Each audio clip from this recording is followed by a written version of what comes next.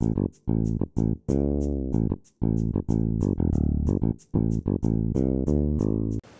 of the Virgin Islands, this is your Democratic representative, Kenneth Gittens. I specified your Democratic representative because I truly believe in a system of government by the whole population. I am taking the time to address you on the matter of the HOVENSA proposed Fourth Amendment Agreement that was voted down by a majority of the 30th Legislature of the Virgin Islands on August 7, 2013. I guess because some senators indicated that the executive branch had 18 months to review and sign the initial proposed Fourth Amendment Agreement, and the Senate had less than 18 days to review and ratify, the administration wants to make it seem like we've had enough time to decide on the flawed agreement. My position back then is the same as it is now. Why? Because the so-called agreement, which was initially submitted on July 12, 2013, and sent back to the legislature on or about October 17, 2013, was in fact what the chief executive stated in his October 18, 2013 press release, a resubmittal. A resubmittal with certain clarifications that he claims was requested by the Senate. As far as I can remember, my colleagues and I who opposed the Fourth Amendment proposal did not ask for any clarifications or confirmation, as repeatedly stated by the chief executive in his addresses. What we asked for, and what I definitely know I asked for, were changes to be made and implemented into the agreement. These changes would have been in the best interest of the people of the Virgin Islands and not necessarily in the sole interest of HOVENSA, who has breached a contract with the people of the Virgin Islands. A breach is a breach, ladies and gentlemen. There is no reason to be discussing another agreement at this time. Further, the sale of the property and the agreement are separate and independent actions. My question is, why are we meaning the Virgin Islands government, negotiating or pretending to negotiate with a multi-billion-dollar company who has closed its doors in our faces, fired its workers with little or no notice after repeatedly having things their way? For over 45 years, HOVENSA has negotiated with our government by threatening to leave if they don't get what they want. Time after time, our representatives have caved in to this spoiled child tactic and given HOVENSA what they wanted. And when done, we still call them good corporate citizens. Ladies and gentlemen, I hold strong to my decision not to support the Fourth Amendment Agreement in its current form, even stronger than on August 7th, 2013. As noted to the Chief Executive, the Virgin Islands Attorney General, and the other members of the Governor's Cabinet who are a part of the negotiating team, in a memorandum addressed to them back in January 2013 from Winston & Strawn LLC, the government's lawyers, the government of the Virgin Islands was informed that they had major and valuable environmental control. Major and valuable environmental control, such as the pending litigations known as the Natural Resource Damage, which is the NRD litigation. The case was to be heard during this summer 2013, but we have not heard anything. In this NRD litigation, the government is seeking some $100 million in damages. This too would have been one of the government's strongest leverage or ammunition against HOVENSA, being that it is the largest straightforward environmental liability to the government that cannot be avoided by a shutdown of the HOVENSA refinery, nor would it automatically be able to be passed on to a third-party buyer. Mind you, I have not touched on the $32 million financial assurance under the Resource Conservation and Recovery Act. I have not talked about the HOVENSA obligations to address a number of measures to ameliorate air pollution at the refinery, which is estimated at a cost of over some $700 million over the next 9 years, which, by the way, would take us to 2022.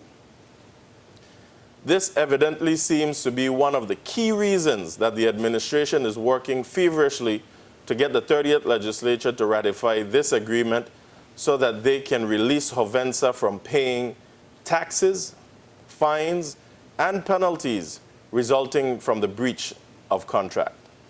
And not to even mention the $30+ million in unemployment taxes when HOVENSA employees were laid off, and the $7 million in property taxes that will not be paid annually for God knows how long. Let me jog your memory a minute. Remember the governor's campaign and the lavish fundraiser party that HOVENSA put on for him?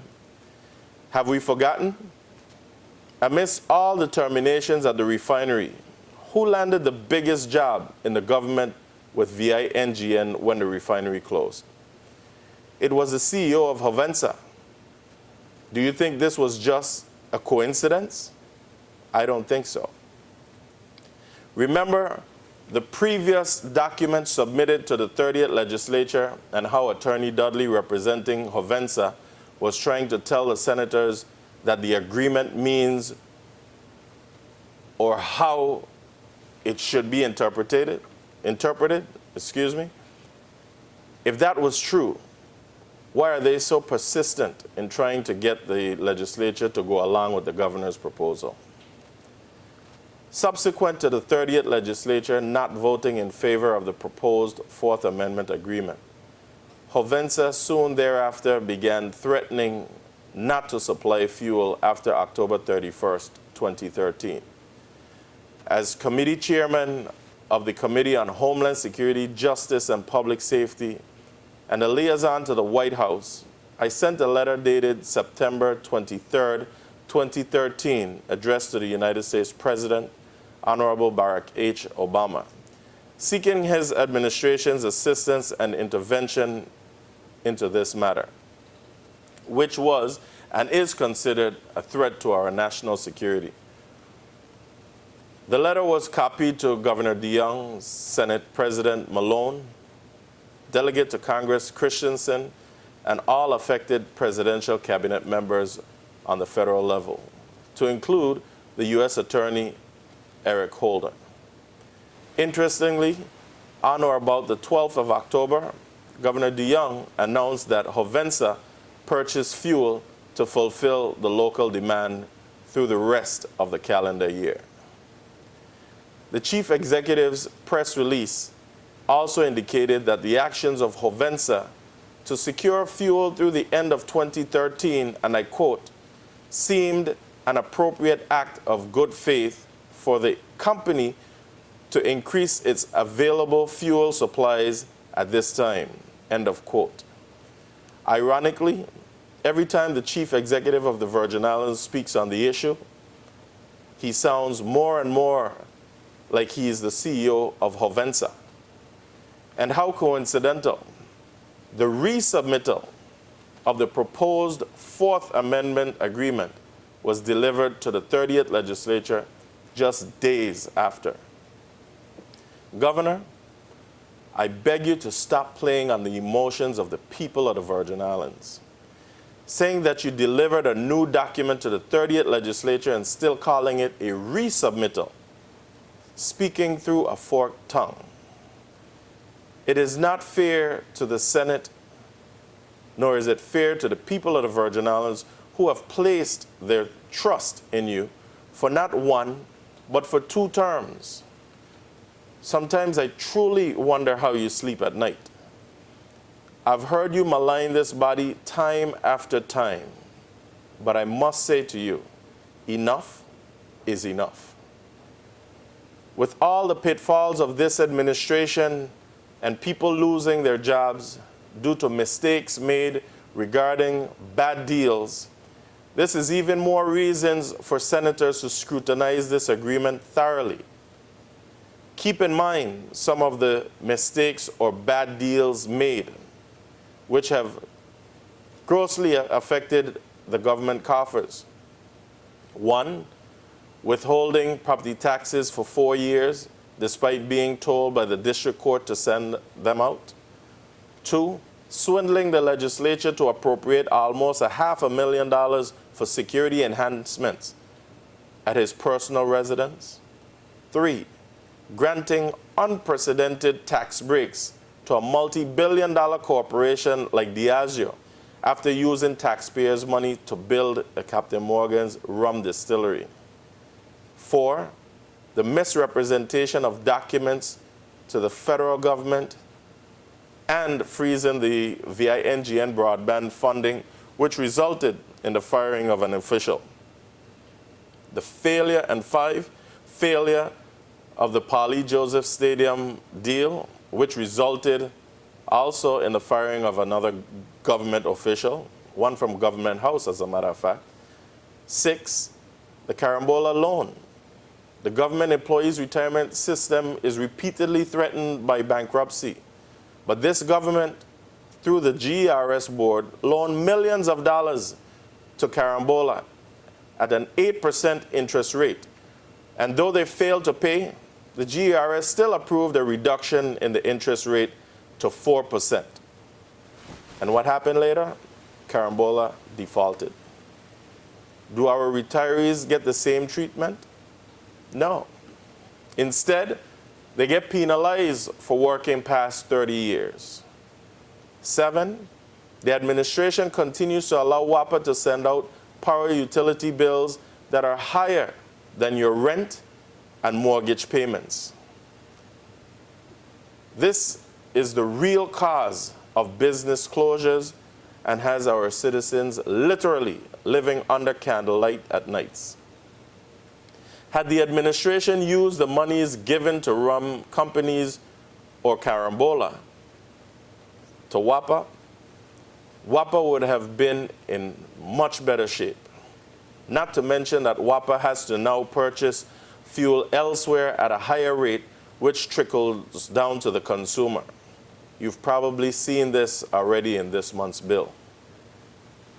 Maybe, and just maybe, if the Attorney General of the Virgin Islands reassesses his posture in terms of being a representative of the Virgin Islands government and act accordingly, he will aggressively take appropriate action on this breach.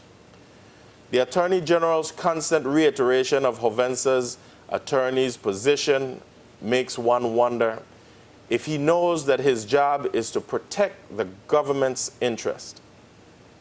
Here it is. All the accommodations are being put in place for HOVENSA and none for the people of the Virgin Islands who should be getting relief due to the breach.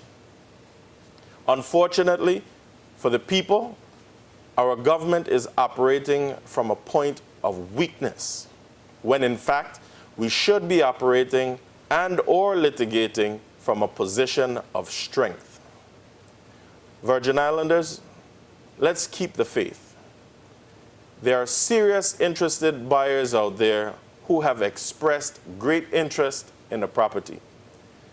All HOVENSA has to do is give them an opportunity at the table. Remember, the Fourth Amendment Agreement is not needed for the sales process to proceed as repeatedly stated by the governor. Again, like I have noted in previous statements, I voted no with a clear conscience, and I will do so again once there are no significant changes to the proposed Fourth Amendment Agreement. I do believe that we need a new direction, one that prioritizes the people of the Virgin Islands and one that helps to strengthen our economy while taking into account our health, environment, and other socio-economic conditions. Ladies and gentlemen, thank you for listening and for your continued support and prayers. And may the good Lord continue to bless these beautiful Virgin Islands. Thank you.